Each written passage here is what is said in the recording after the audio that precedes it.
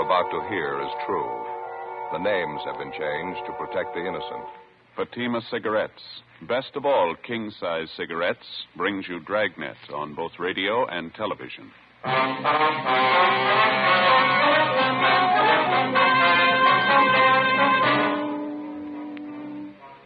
You're a detective sergeant. You're assigned a robbery detail. 2 convicts escaped from the state penitentiary. They're heading for your city. They're armed. They've boasted they won't be taken alive. Your job? Get them. In Fatima, the difference is quality. Yes, in Fatima, the difference is quality. Prove it yourself today. Compare Fatima with any other king-size cigarette. 1. Fatima's length filters the smoke 85 millimeters for your protection. 2. Fatima's length cools the smoke for your protection. 3. Fatima's length gives you those extra puffs, 21% longer than standard cigarette size. And in Fatima, you get an extra mild and soothing smoke, plus the added protection of Fatima quality. Definitely the best quality in its class, but the same price as the cigarette you're now smoking. Buy Fatima in the bright, sunny yellow pack. Best of all, king-size cigarettes.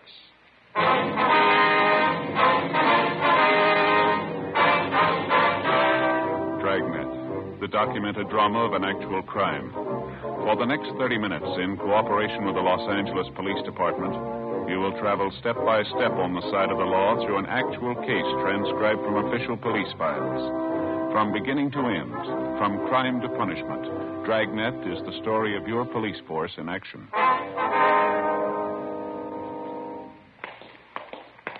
It was Wednesday, October 6th. It was cloudy in Los Angeles. We were working the day watch out of robbery detail. My partner's Ed Jacobs. The boss is Captain Didion. My name's Friday. We were on the way out from the office, and it was 2:40 p.m. when we got to Kesterson Boulevard, number 1256. Sounds like she's having a party, huh? Yeah, try it again, huh? Maybe they can't hear it inside. Mm-hmm. Yes? Police officers, ma'am. You Ruth Thompson? Yes, that's right. What is it? Well, my name's Friday. This is my partner, Sergeant Jacobs, Central Robbery. We'd like to talk to you a few minutes if we could. Well, I have a party going on right now. A few of my friends are over. What'd you want, Sergeant? About an Andy Powell, Miss Thompson. I understand you know him. I did know him, yes. I haven't seen him for a long time, 3 or 4 years anyway. Mind if we ask a few questions about him? It won't take long. All right. Come in, please. Thank you. We're sorry to disturb you, ma'am. It's pretty important or we wouldn't hold you up. Oh, it's all right. Down the hall here. All right. We can talk in the kitchen if you don't mind. It's my girlfriend's birthday today, so it'd be nice to have a little party for her. Oh, I see. Chair there, if you like. Oh, here, let me wipe it off. We spilled a drink on it. Probably Danny always spilling drinks. Suppose you know about Andy Powell, Miss Thompson, what happened this morning? What's that? About Andy Powell. You heard what happened this morning? Just what I read in the morning paper. They said he broke out of San Quentin, another man with him. It's true, then? He did break out? Yes, ma'am. That's the information we have. There's an all-points bulletin out on him. Well, I don't want to get involved in it. It's none of my business. Andy doesn't mean anything to me. Well, at the time he was sent up, you were engaged to Powell. Is that right?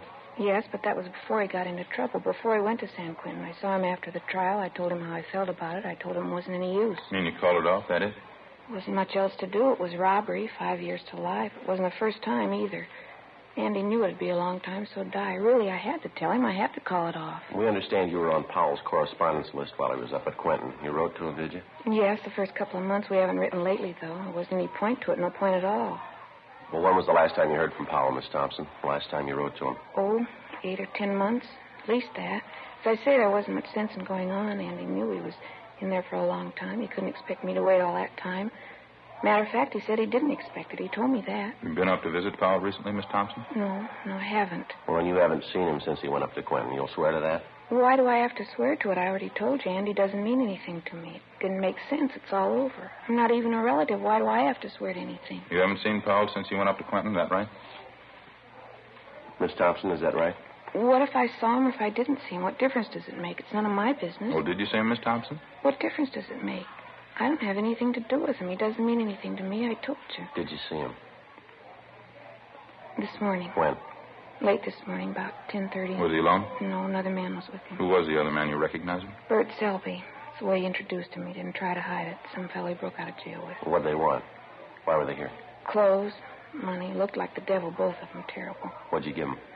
They asked for him, not that silly. They didn't trust me any more than they trust you. Andy had a knife. I tried to tell him I didn't have any money. He didn't believe me. He came at me with that knife. I gave him the money. How much? About $17, $18, some loose change. They emptied my purse. They took it all. Anything else? Clothes, a couple of suits of my father's. He died last year. They took his gun, too. Never thought Andy'd be that way. It was terrible. What kind of a gun was it, Miss Thompson? Colt revolver, 38, I think. They took that and the clothes and the money. It's about 10:30 this morning. How come you didn't report that? You say you knew about the escape. You knew they were wanted, didn't you? Why should I? They warned me about it. They threatened me. Said they'd come back and get me if I told the police. Look, I don't want to get mixed up in this. I'm engaged to a nice fellow now. We want to get married. I don't want to get mixed up in this. Andy Powell's nothing to me. Did you watch the two men when they left the house here? You noticed if they drove off in the car? No, I didn't. I just shut the door and prayed I was rid of them. Took my money, food, my dad's clothes. Don't make it any tougher, huh? Please. Well, it's not a question of that, ma'am. We have to find them. We're going to need all the cooperation we can get. I told you everything I could, honestly. I said they'd come back and kill me if I even talked to you. I can't do any more. I sure hope you don't find him. How's that?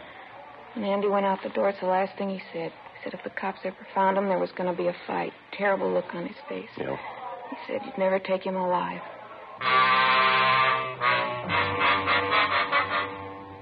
The APB had come in a few minutes before 8 o'clock that morning. It was from the warden's office, San Quentin. The two suspects had been assigned to an early morning work detail at the penitentiary, and they were first reported missing at the 7 a.m. count. Number one suspect was Andrew A. Powell, WMA, 29 years, 5'9", 175 pounds. Brown hair, blue eyes, tan complexion. Suspect number two, Bertram O. Selby, WMA, 31 years, 5'11", 160 pounds, blonde hair, gray eyes, tan complexion. Both of them had long criminal records. Both of them had been serving time for armed robbery. They'd used guns before. We figured if they had to, they'd use them again. Before we left Powell's ex-girlfriend, Ruth Thompson, we called the office and arranged for a 24-hour stakeout on her home in case the escaped prisoners returned. We also made arrangements for a stakeout at the downtown restaurant where she was employed as cashier. We passed along the information which the Thompson girl had given us, and a broadcast and an APB was gotten out on the suspects. 4:05 p.m., Ed and I continued making the rounds of all the known friends and associates of the escaped prisoners. We failed to come up with any more leads. 5:50 p.m., we went back to the city hall. Clouding up again, huh? Over there in the east? Yeah, paper says rain tonight and tomorrow. We can sure use it. No, I can't. What's the matter? Haven't had a chance to get the shoemakers yet. Here. Look at that. Hole in my shoe. Been meaning to get them half-soled. I keep forgetting. Yeah. Don't tell me that's the only pair of shoes you got. No, I got another pair at home. They're not comfortable, though, not broken in. There's trouble with this job. What do you mean? Shoes. You get a new pair, start wearing them around, it happens every time. Huh? No sooner get the tops broken in, the soles wear out. It's a vicious circle. Yeah. Hi. What's the word? Oh, hi, Jess. Anything in the book for us, you don't? I don't know. I don't think so. I'll check it. How'd you two make out? Any luck? Oh, not too bad, Jess. We know Powell and Selby were in town this morning. Good chance they're still here. Mm-hmm. Any kickback on that last all points we got out? Well, nothing so far. Gaffney and Ricketts are running down a couple of possibles right now. One of them might pan out. Nothing in the book, Joe. We're clear. Just saying, Ed, on this Powell and Selby thing, got a couple of possibles we're checking on. Both calls came in the last hour. One was a holdup, Olympic near Vermont. Mm-hmm. Pawn shop there. 2 men pulled it off, slugged the owner, took clothes, money, 12-gauge shotgun. Well, how about descriptions on the men? Well, they seem to be fairly close. What I got over the phone, Gaffney and Ricketts are out talking to the victim. They took mugs of Powell and Selby along, waiting for their call back now. You said you had 2 calls. What was the other one? 211 and slugging out on Hollywood Boulevard, just above Western. A couple of thieves knocked over a dry goods store. Some take, clothes and money. Descriptions are pretty close there, too. Hollywood division's covering. Waiting for their call back. Does anyone want to smoke? Yeah. Thanks. Here. Yeah, thanks. Thompson girl was the only one who had anything, huh? None of the others could help you out? Yeah, that's about the size of it. Apparently, Powell doesn't have too many connections in town. Selby has even less. No more than a dozen names on that list, were they, Joe? Friends, relatives? An even dozen. A couple of bars Powell was known to hang out when he was in town. Checked them out, too. Nothing. Yeah. Well, they sure made a beeline here after they broke Quentin. It's a good 500-mile stretch. If they don't have the connections here to help them, then what's the big attraction? Yeah. They could have some help lined up we don't know about. Somebody to hide them out, keep them in groceries for a while. It's possible they're making a run for one of the border towns, Tijuana, Mexicali. Maybe Powell figured on more help from the Thompson girl. Clothes and money. Enough to get him and Selby over into Mexico, huh? She said all I got was $17. Had to cut corners to make it on that. Robbery, Gonzalez. Oh, yeah, Jack. You sure? Yeah, okay, fine, thanks. Bye. What do you got? Jack Ricketts. He and Gaffney just finished talking to the owner of the pawn shop that was held up, the one on Olympic. Yeah. They gave him a handful of mug shots to check. He tabbed two of them, Powell and Selby. 6:30 p.m. A supplementary broadcast and an APB was gotten out on the two suspects, and the Record Bureau's photocopy room turned out 2,000 copies of Powell's and Selby's mugshot for distribution. At 9 p.m., a theater on Western Avenue was robbed of $192. Powell and Selby were again identified as the hold-up men. The robbery victim, the manager of the theater, said that both men were armed, one with a .38 revolver, the other with a sawed-off shotgun. Neither the manager nor the two witnesses were able to tell us how the thieves got away from the scene of the crime, if they were on foot or if they had a car. 11:20 p.m. A hotshot call came through on a holdup at a liquor store and delicatessen down on South Central Avenue. For the third time that night, Powell and Selby were identified from their mugshots as the holdup men. They'd used the same weapons, the revolver that they'd taken from the Thompson girls' home and the shotgun that they picked up in the robbery of the Olympic Boulevard pawn shop. Again, the victims were unable to tell us how the suspects got away, whether on foot or by car. Midnight, 1 a.m. There were still no replies to supplementary broadcasts and bulletins which had been gotten out. 1:25 a.m. Another hotshot call came through, this time on a holdup and a slugging at the 2050 Room, a small nightclub on West 9th Street. Ed and I handled the call. For the fourth time, the bandits were identified as Powell and Selby, and for the fourth time, they'd made good their escape. We interviewed the manager of the 2050 Room, a Herman Saunders. Quite a few people in here at the time of the holdup, Mr. Saunders? Yeah, good for Thursday night, 30 or 40 anyway. We sure left in a hurry. This is the second time this year we've been knocked over. Insurance company isn't going to like it too much. Well, how much money did they take altogether, do you know? A little less than $600 from the cash register, mostly currency, some rolls of dimes and quarters. Got another $150 from my wallet. That's about it. They didn't take anything from the customers. Are you sure about that identification, are you? There's no chance of a mistake there? I'm positive. I'd know Andy Powell anywhere. I should know him. Like I told you, he worked for me a year and a half. I was here at 2050? Yeah, he worked behind the bar. Good man, too. I don't get it at all. You mean why it went bad? Well, yeah, that, too. What I mean is if you're going to hold up a place, you don't pick a joint where everybody knows you. I spotted Andy as soon as I saw him at the bar. So did a couple of the waiters. He wasn't wearing any kind of a mask? He didn't make any attempt to disguise himself? No, stood there big as life, him and this other fella. Didn't waste any time either. They pulled the guns, lined up everybody in the place, and stood them against that wall over there. Real Wild West style. Took over the whole place. Acted real wild, Andy and this other fella. Must be crazy. Nobody was hurt? Didn't slug anyone? I slapped a few of the customers around. I thought for a while they were really going to get rough. They had us lined up against the wall. Andy was acting tough. Had this knife with him, good 4-inch blade. Went right down the line, jabbing people with it, threatening them. Must be out of his mind. Well, you say he didn't take any money from the customers? Yeah, that's right. They worked it pretty fast. Emptied the cash register, then my wallet. Then they beat it. Never so glad to see anybody go in my life. Well, how'd they get away? Do you have any idea on that? Old guy who sells papers down the corner, he says he thinks he saw a car pull away right after the stick-up. Said it was a blue sedan. Don't know how much stock you can put in it. The old man's eyes aren't what they used to be. Did you know Powell pretty well when he was working here, Mr. Saunders? I mean, did you know any of his friends, people he used to run with? No, I didn't know him that well. He worked for me, that's all. I still have his old address, the place he was living when he worked for me. I can get it if you want. Yeah, if you would, please. Sure, no trouble. I just don't get it. Don't get it at all. Of all the joints in town he could have held up, he had to pick mine, the one place he'd be recognized. You think he'd have better sense, wouldn't you? You'd think so, yeah. How'd they ever hire a guy as dumb as that Powell holding up the place he worked for? Biggest mistake he ever made. No, he made a bigger one yesterday. Yeah, what was that? When he broke prison. 2:05 a.m. Further investigation at the scene of the latest holdup failed to turn up any new leads. While Ed and I checked on Powell's former address, which we'd gotten from the owner of the 2050 Room, Gonzalez, Ricketts, and Gaffney continued checking the immediate neighborhood. In addition, a special detail from Metro Division was sent in to cover the entire area. The suspect's former address turned out to be a rooming house up on West Temple Street. The landlady remembered Andy Powell, but she had no forwarding address on him, and she could tell us nothing about his former friends and associates. We checked back with Gonzalez, Ricketts, and Gaffney, and they told us that besides the old newspaper vendor, the counterman at the coffee shop near the 2050 Room had also spotted a blue sedan leaving the vicinity of the nightclub shortly after the holdup. He was able to give them the make, the model, and a partial license number. A supplementary all points had been gotten out on it immediately, and the information relayed to DMV and auto theft detail. 3:10 a.m. Ed and I completed our assignment in the investigation and went back to the office to check for instructions from Captain Didion. Can't see how we'd be much use out on the street the way things stand now, can you? No, I don't. Everything's covered I can think of. Supplementary all points is out. Detail from Metro's working in the neighborhood. It's funny, isn't it? What's that? Well, this Andy Powell going back to that place he used to work and holding it up, that doesn't make any sense at all, does it? That's for sure. Must have known somebody was going to recognize him. Couldn't have been a coincidence. Well, there's only one way I can figure it. They don't care, either one of them. They got their money now, a car. They both got guns. They're out to go as far as they can. Oh, hi, Jess. Hi. You just get back in? Yeah. Hi, Joe. Right. You as tired as you sound? Worse. Fair piece of news, though. Yeah, what's that? Powell and Selby, they just found their hideout. After 3 hours of canvassing the general downtown area, particularly in the vicinity of the last holdup, a team of men working with a special detail from Metropolitan Division interviewed a desk clerk in a small hotel on South Broadway who recognized the suspect's mugshots. The two of them had registered early the morning before under the names J.E. Dennis and Harold Thompson, both from Fresno, California. The hotel room was searched, and 2 San Quentin inmate uniforms were found stuffed under the mattress of the bed.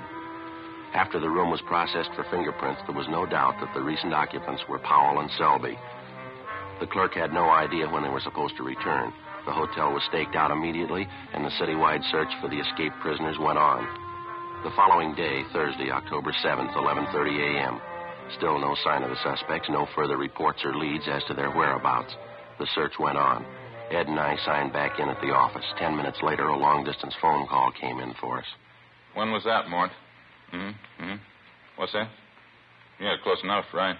We'll let you know, yeah. Bye. Mort Gear down to San Diego. Yeah, what do you want? One of the traffic officers was checking a car about 8 o'clock this morning, 586 parking. Blue sedan, fits close to the description of the escape car. Well, it's a pretty common model, isn't it? Did he say anything else? Traffic man checked the inside of the car, glove compartment, found half a dozen rolls of dimes and quarters, same name stamped on all of them. Yeah. 2050 room.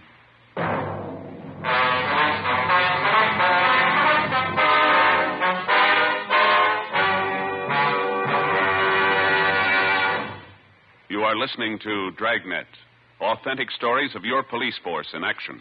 Comparison proves Fatima quality. Prove Fatima quality yourself today. Compare Fatima with any other king-size cigarette. 1. Fatima's length filters the smoke 85 millimeters for your protection. 2. Fatima's length cools the smoke for your protection. 3. Fatima's length gives you those extra puffs, 21% longer than standard cigarette size. And in Fatima, you get an extra mild and soothing smoke, plus the added protection of Fatima quality. Friends, to show our confidence in Fatima, we make this money-back guarantee. Buy a pack of Fatimas. Enjoy Fatima quality, extra mildness, and superbly blended tobaccos. If you're not convinced Fatima is better than the king-size cigarette you're now smoking, just return the pack and the unsmoked Fatimas by August 1st, 1952, for your money back plus postage.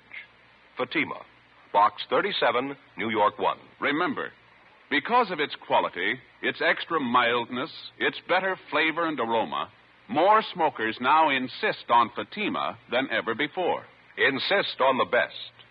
Fatima, extra mild and soothing, plus the added protection of Fatima quality. Smoke Fatima. Best of all, king-size cigarettes.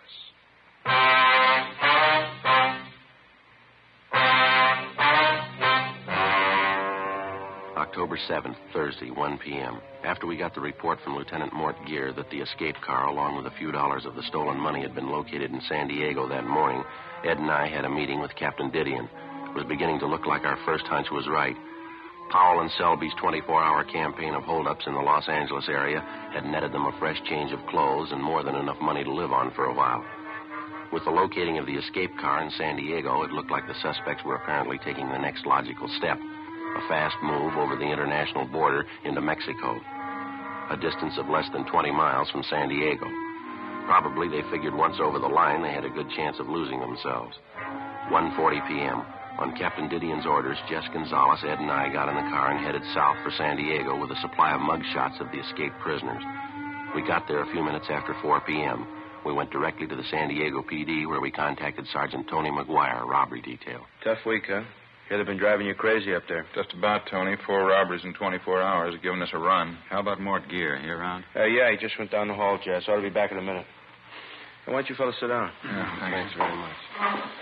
What's the latest, Tony? Anything since you picked up that blue sedan? No, not much. Got the car in the impound, had it dusted for prints. We made them all right, both sets. Powell and Selby. No sign of them around town? No, got it pretty well covered, too. Not a trace. Well, we're in a good spot to make it over into Mexico. Hate to disappoint you. What do you mean? We think they already made it. At 6 o'clock that night, Gonzalez, Ed, and I, together with Lieutenant Gear, Tony McGuire, and Sergeants Gayton and Schultz, drove south from San Diego to the international line. We left mug shots of Powell and Selby with the immigration officers at the entry gate. Then we drove into the town of Tijuana, contacted the local commandant of police, and he promised us full cooperation. He assigned a special detail of his men to work with us in covering the town.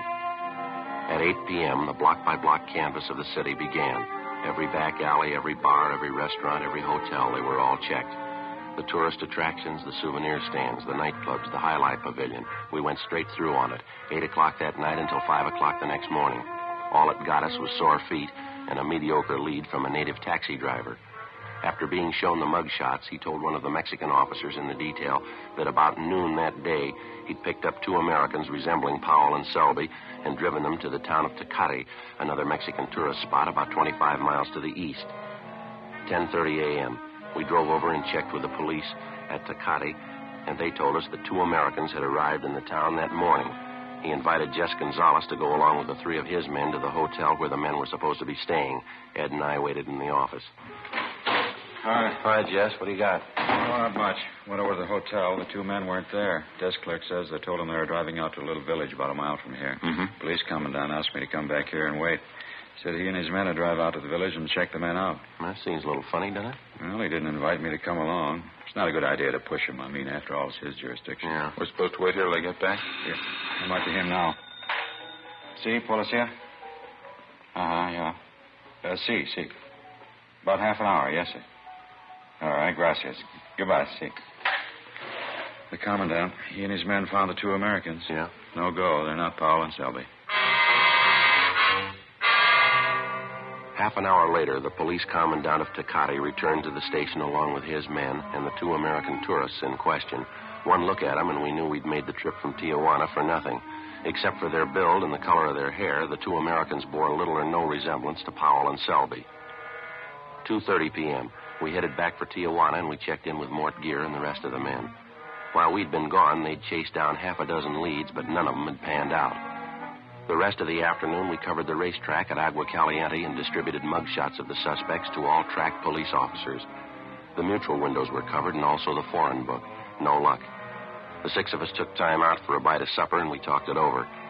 Logically, the next place in line to cover was either the fishing town of Ensenada on the coast or the city of Mexicali further inland. We decided to try Ensenada first. 7:30 that night, we checked in at the Ensenada police station where we met with the local sub-commandant, Pedro Martinez.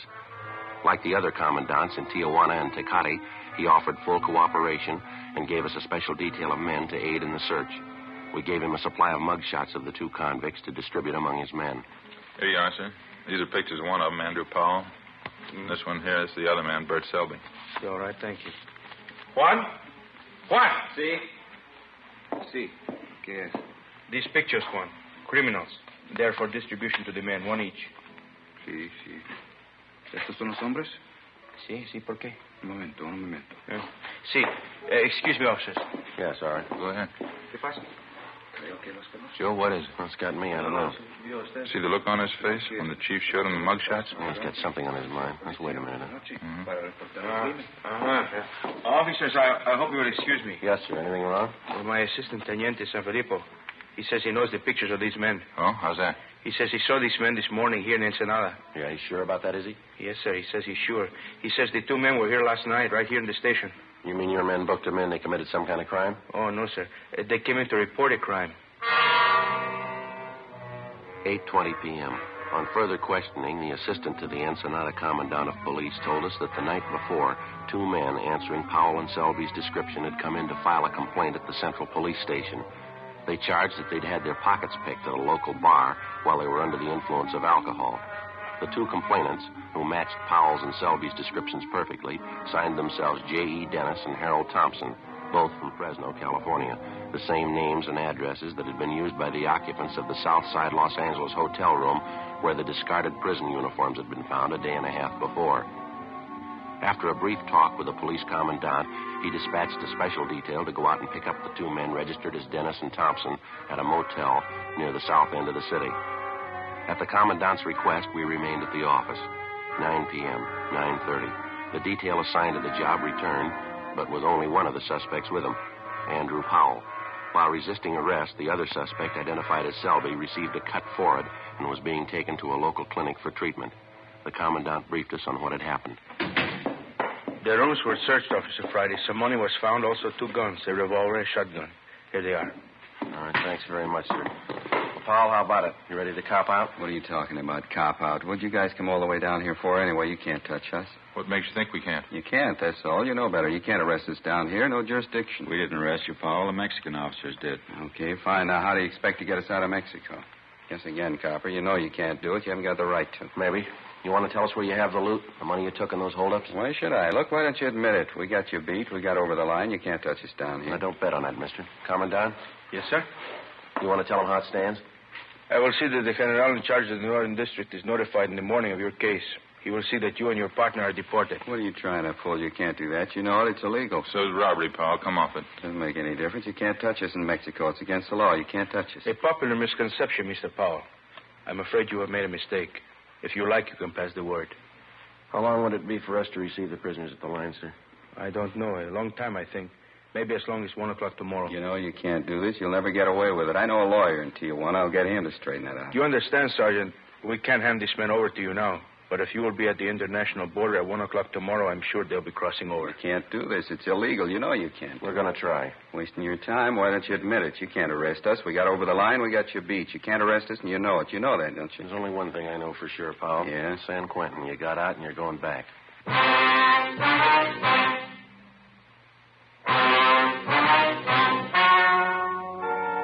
The story you have just heard was true. The names were changed to protect the innocent. On December 9th, trial was held in Superior Court, Department 87, City and County of Los Angeles, State of California. In a moment, the results of that trial.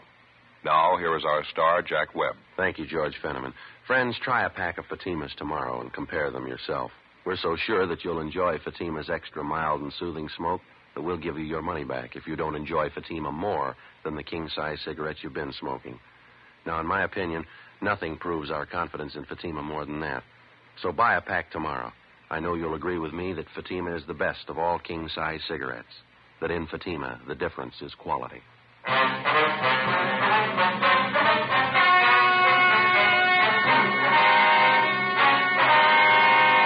Andrew Powell and Bertram Selby were deported from Mexico as undesirable aliens and turned over to U.S. authorities at the international border. They were immediately arrested by police officers on the American side and returned to Los Angeles for trial. They pled guilty to 4 counts of first-degree robbery and received sentences as prescribed by law. First-degree robbery is punishable by a prison term of from 5 years to life. After being returned to San Quentin, Powell and Selby were filed on, tried, and convicted of escape. Both of them are now serving life terms in Folsom State Penitentiary, Represa, California. For their cooperation in preparing tonight's broadcast, Dragnet wishes to thank Chief of Police Adam E. Jansen and the San Diego Police Department.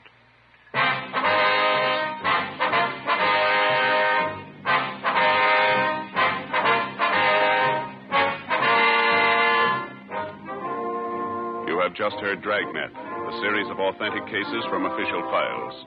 Technical advice comes from the Office of Chief of Police W.H. Parker, Los Angeles Police Department. Technical advisors, Captain Jack Donahoe, Sergeant Marty Wynn, Sergeant Vance Brasher. Heard tonight were Barney Phillips, Whit Connor, Herb Ellis. Script by Jim Moser. Music by Walter Schumann. Hal Gibney speaking.